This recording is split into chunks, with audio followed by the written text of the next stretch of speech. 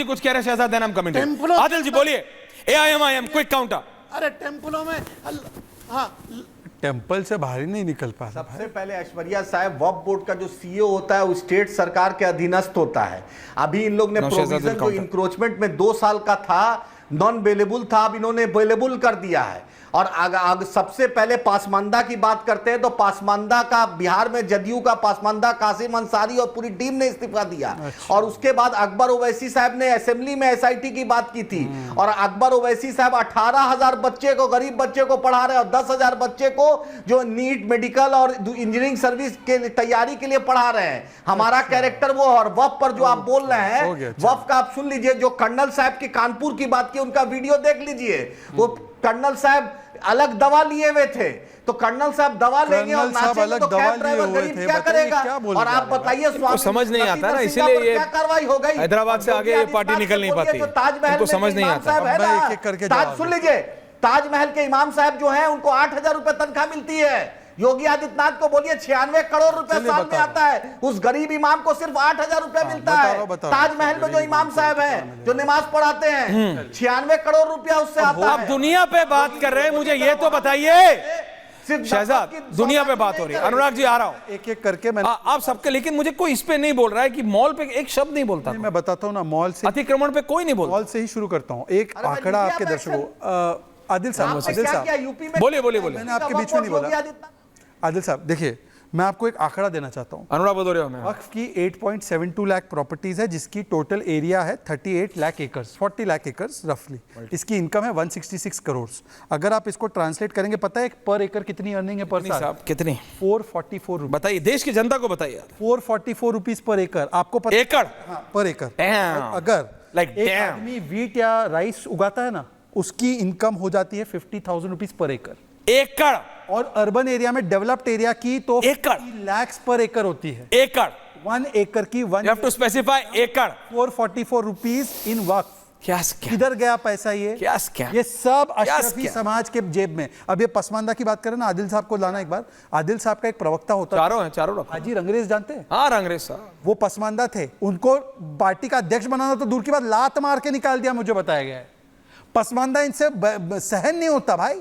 हाजी रंगरेज कहाँ गए? प्रवक्ता थे आपके, बताइए आदिल साहब, कहाँ गए? हाजी रंगरेज को क्यों निकाला लात मार के? मोदी आप मौलाना तो बोलेंगे, मौलाना कभी पसमानदा को बनो। मौलाना सुन लीजिए, आप दलितों को बहुत बोलते हैं, आप मौलाना बनो ना पसमानदा को। अब आखिरी बात, पसमानदा की बात कर रहे हैं। आखिरी बात देखिए, आखिरी बात मैं सिर्फ इतना पूछना। अभी उन्होंने टेम्पल की बात की। टेम्पल मान्यवर टैक्स भरता है, और इसी टेम्पल के बोर्ड में नॉन हिंदू भी होते हैं। पर वक्फ बोर्ड में आपको कोई हिंदू नहीं चाहिए, पर वक्फ बाय यूजर से हिंदुओं की जमीन चाहिए। ये गजब है कि ऐश्वर्या की जमीन तो मेरे पास आ जाए वक्फ में, पर वक्फ बोर्ड में ऐश्वर्या को जगह नहीं। भैया अब नया कानून आ गया, अब किसी की जमीन पे कोई कब्जा नहीं। लेकिन अनुराग भदौरिया जी, आप तो किसान हैं, स्पोर्ट्स शूज वाले, आपको तो पता होगा एकड़ की कीमत क्या होती है। जरा शहजाद के फिगर सुने आपने? माननीय किसान प्रोफेसर साहब, सुने कि नहीं सुने आपने? 400 रुपए कितने बताए? 444 रुपए एकड़। 100 गज नहीं, 200 गज नहीं, 1 बीघा नहीं, 1 किला नहीं, 1 एकड़। प्रोफेसर भदौरिया साहब, 1 एकड़ का 444 रुपए आ रहा था। अब बोल लूं, स्कैम नहीं है ये दादा? नहीं, बस इतना बताओ, स्कैम है कि नहीं है? 1 एकड़ का किराया 444, स्कैम है कि नहीं है? कितने सेकंड? 1 एकड़ का 444, स्कैम है कि नहीं है? 45 सेकंड चुप रहूंगा, बस हाँ या ना बता दो आप, उसके बाद बोल देना। कितने सेकंड? 1 मिनट ब्रेक ड्रॉप कर दूंगा आपके लिए, लेकिन बस ये बता दो स्कैम है कि नहीं है? अभी भारतीय जनता पार्टी के, सुनिए, अरे यार बोलने दीजिए ना, आप 1 मिनट फिर चिल्लाने लगे।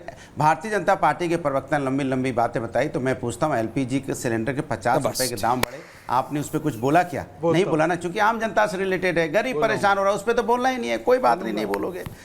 10-10 लाख रुपए सुप्रीम कोर्ट ने जुर्माना दिया आपका बुलडोजर जो जबरदस्ती। I am not allowing you this. Court ने हमारी अनुराग भैया, आपने बयान दिया क्या? भाई साहब, मैंने आपसे क्या सवाल पूछा? एक मिनट बोल, नहीं, मैं क्यों बोलने दूं आपको? आप मेरे को म्यूजिक डाउन करो, बोलते रहे कुछ भी, नहीं और दादा हमने क्यों? सुना, और मैं बने नहीं, आप मुझे बताओ, वक्त पे डिबेट है और हम बोल रहे हैं, नहीं क्यों? आप बताओ ना, 1 एकड़ का, मैं जनता से पूछता हूं, उन्होंने 1 एकड़ का शहजाद ने कुछ फिगर रखे, हमसे सवाल पूछे, 1 एकड़ की 1 एकड़ का किराया 444 रुपए आता था। सवाल का जवाब दे आज भाई, उत्तर प्रदेश नोएडा में 1 मिनट तो चुप रहने, 10 बाय 10 के कमरे का किराया 2-2.5 हजार होगा कम से कम।